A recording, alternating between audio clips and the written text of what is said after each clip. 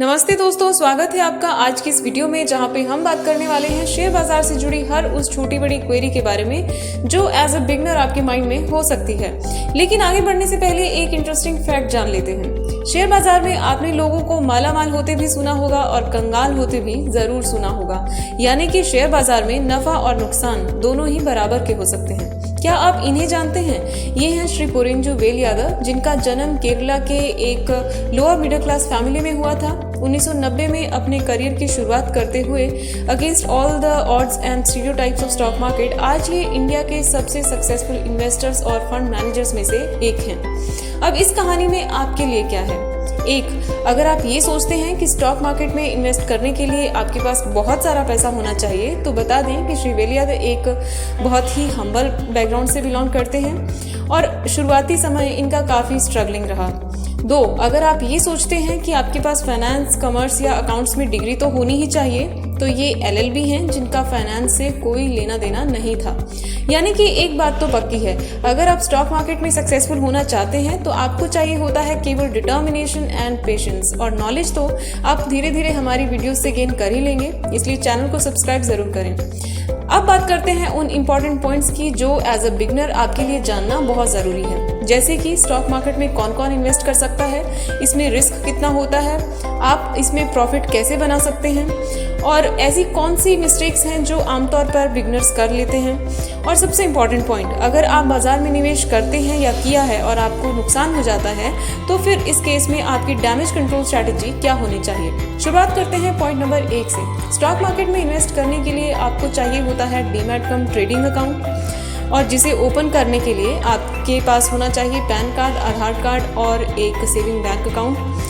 अब अगर आपके पास डीमैट अकाउंट है तो फिर आप चाहे एक टीचर हो या स्टूडेंट, आप हाउस वाइफ हो या फिर वर्किंग, आप यंग हो या बुजुर्ग, आप कोई भी हो, आप स्टॉक मार्केट में इन्वेस्ट कर सकते हैं।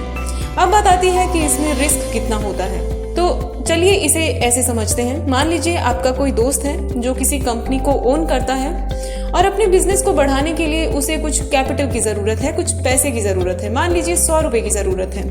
अब जिसमें से 90 रुपये तो उसके पास है, लेकिन 10 रुपये के लिए वो आपके पास आता है, आपको अपनी कंपनी में कुछ हिस्सेदारी ऑफर करता है और आप भी 10 रुपये उसमें इन्वेस्ट कर लेते हैं। अब अगर ये कंपनी प्रॉफिट में रहती है तो कुछ % प्रॉफिट आपका भी होगा, और अगर नुकसान में रहती है तो नुकसान में भी आप हिस्सेदार होंगे। सिमिलरली स्टॉक मार्केट में होता है, जहाँ पे आप बड़ी बड़ी कंपनीज के शेयर्स खरीदते हैं और अगर वो कंपनी डूब जाती है तो आपका पैसा भी डूब जाता है।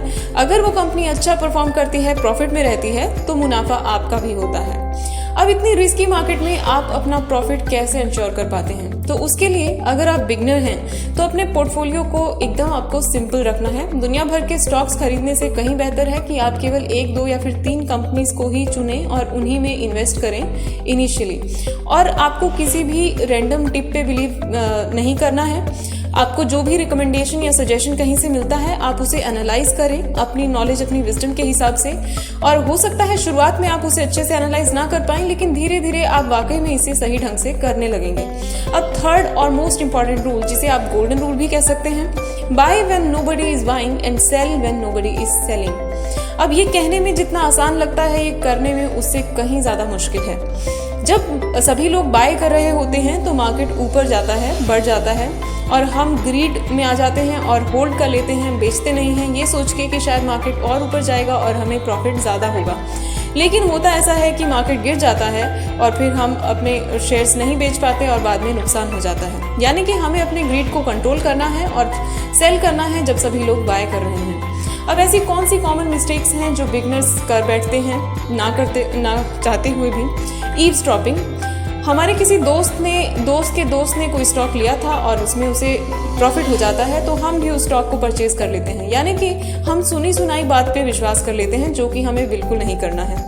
दूसरी चीज़, न्यूज़ चैनल की रिकमेंडेशंस पे हम चलते हैं। अब ऐसा नहीं है कि न्यूज़ चैनल्स आपको गलत रिकमेंडेशन देंगे, लेकिन जिस दिन वो स्टॉक को रिकमेंड करते हैं उस दिन पहले से ही उस स्टॉक को बहुत सारे लोग खरीदना शुरू कर देते हैं और उसका प्राइस जो है वो महंगा हो जाता है। और अगर आप सेम डे पे और उसे खरीदेंगे तो आप उसे महंगे प्राइस पे खरीद रहे होंगे। अगर आप उसमें इन्वेस्ट करना ही चाहते हैं तो बेशक कीजिए, लेकिन कुछ दिन रुक के कीजिए। जब उसका प्राइस नीचे आ जाता है उसे आप डिप पर बाय कीजिए। थर्ड चीज़, और ये भी काफ़ी इंपॉर्टेंट है, कि हम बल्क परचेज कर लेते हैं। मान लीजिए हमने कोई स्टॉक को एनालाइज किया, हमें लगा कि वो मल्टी बैगर है और हम उसमें सारा पैसा एक साथ डाल देते हैं, ये सोच के कि शायद मार्केट में हमें दोबारा अपॉर्चुनिटी नहीं मिलेगी। Stock market human heart beat की तरह होता है, अगर वो नीचे जाता है तो ऊपर भी आएगा, ऊपर है तो नीचे भी जाएगा।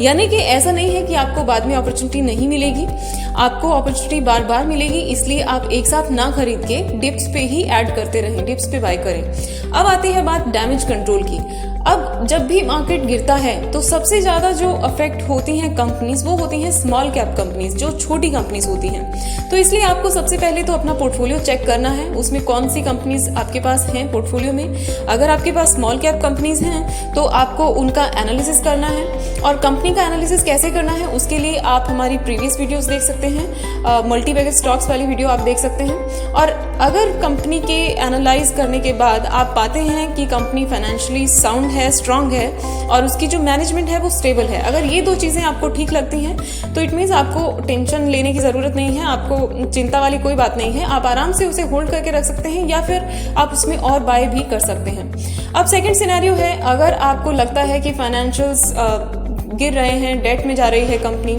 और मैनेजमेंट भी स्टेबल नहीं है, उस केस में आपको सेल करना ही आपके लिए बेहतर होगा। आप सेम लॉस जो उसमें मतलब आप सेम लॉस जो आपको उसमें होगा, आप उसे किसी और स्टॉक से भी रिकवर कर सकते हैं। अब दूसरी चीज़, अगर आपके पास लार्ज कैप्स हैं, आपके पोर्टफोलियो में लार्ज कैप कंपनीज हैं, तो आप उन्हें भी एनालाइज करें। यूजुअली ऐसा होता है कि लार्ज कैप का जो डाउनफॉल होता है वो शॉर्ट लिव्ड होता है, वो क्योंकि स्ट्रांग होती हैं, फाइनेंशियली साउंड कंपनीज होती हैं, इसके लिए वो ज़्यादा देर तक नीचे नहीं रहती और आपको उसमें वेट करना है, होल्ड करके रखना है और बाद में आप उसे सेल कर सकते हैं। आज की वीडियो में फिलहाल इतना ही। अपनी राय, अपना फीडबैक कमेंट सेक्शन में ज़रूर शेयर करें। हैप्पी इन्वेस्टिंग दोस्तों।